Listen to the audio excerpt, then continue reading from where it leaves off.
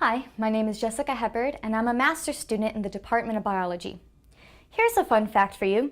The southeastern United States is a turtle and amphibian biodiversity hotspot.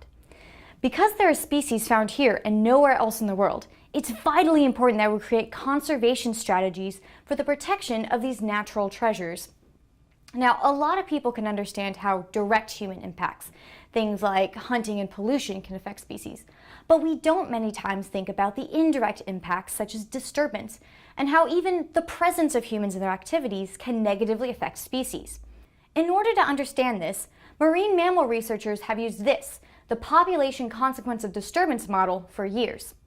Essentially, this is a framework for connecting how increased human disturbance can change individual animal behavior, which can then negatively affect individual health and physiology, which can then negatively affect individual health and survivorship, which can then negatively affect the population as a whole.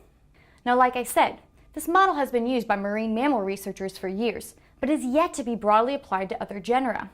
But I believe that my study species can benefit from the application of this model. My study species is the endangered ringed map turtle, more commonly known as a ringed sawback. Ringed sawbacks are found only in the Pearl River in Mississippi and Louisiana. While they face a variety of direct threats, I'm interested in the effect of disturbance, specifically increased boat traffic and the removal of dead wood from rivers which turtles use to bask on. Basking is important in turtles because it allows them to warm up enough to carry out various physiological functions and also remove ectoparasitic leeches, which can both take blood meals and also transmit harmful blood parasites.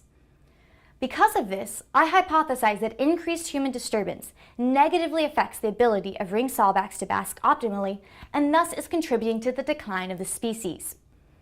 I predict that areas with high amounts of boat traffic and low amounts of available basking structures will have turtles who will bask for less and have higher parasite loads.